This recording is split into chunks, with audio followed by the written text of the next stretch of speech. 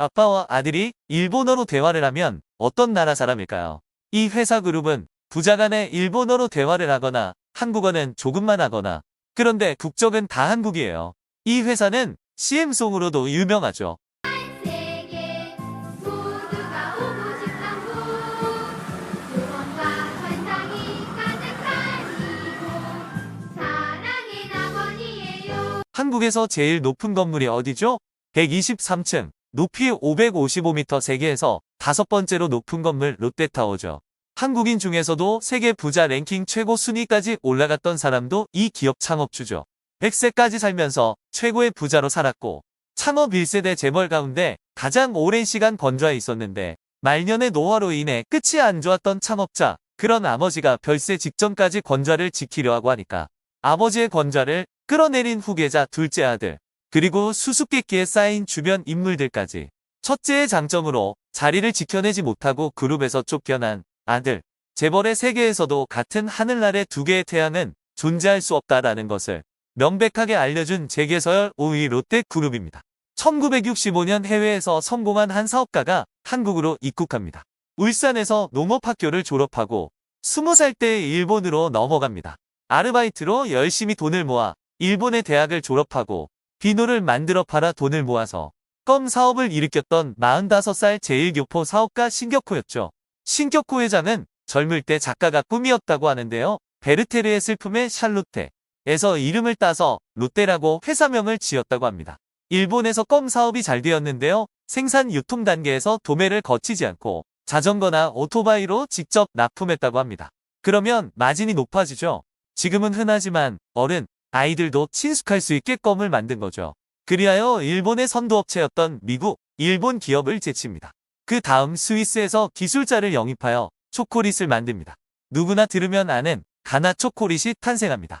초콜릿 TV 광고를 일주일에 500회씩 하면서 엄청난 마케팅을 하며 성공을 합니다. 이와 동시에 한국에서도 껌 포장하는 은박지 생산업체를 만듭니다.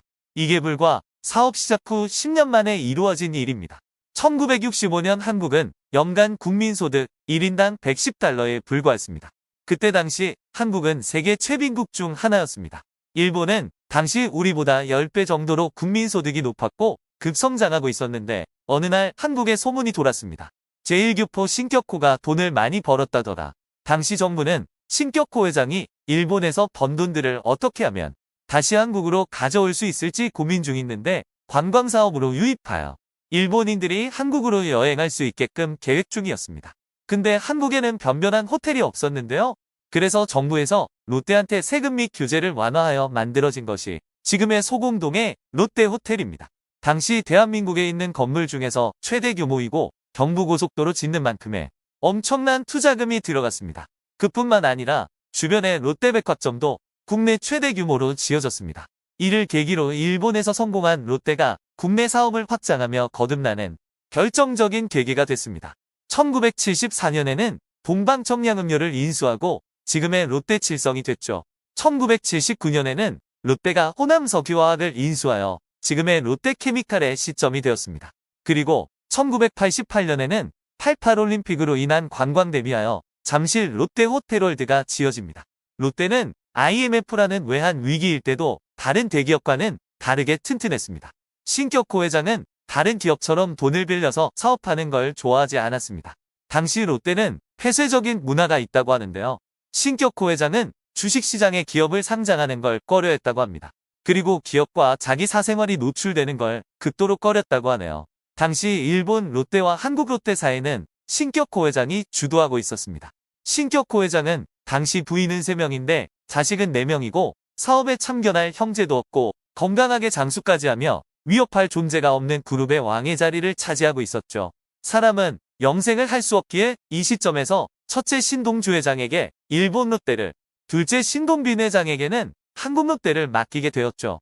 신격호 회장은 두 아들들에게 롯데의 왕좌 자리를 정리해줘야 하는데 그렇지 않고 경영에 관여하다가 첫째와 둘째의 왕좌의 싸움이 일어나기 시작합니다. 추후 95이 된 신격호 회장이 등장합니다. 그러나 이미 모든 언론에서는 롯데그룹 이야기로 떠들썩하게 됩니다. 두 형제 간의 싸움 끝에 한국 롯데를 맡은 신동빈 회장의 승리로 일단락하였습니다. 이로 인하여 롯데는 큰 대상을 입으며 국민들의 눈초리를 보게 되었습니다.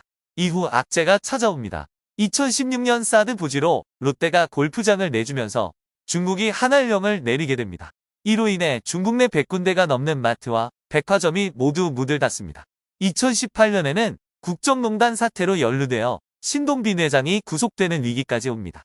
거기에 불매운동까지 일어나며 타격을 입고 코로나로 인해 유통사업에 대한 위기가 찾아옵니다. 앞으로 한국과 일본에 걸쳐있는 복잡한 지배구조를 어떻게 풀어갈까요? 12만 명이 넘는 롯데그룹 임직원들을 포함해서 많은 사람들이 주목하고 있습니다. 이 영상을 보며 롯데그룹 탄생과 성장 과정을 지켜봤습니다. 지금까지 시청해주신 분들께 감사 인사드리며 구독과 좋아요 부탁드리겠습니다.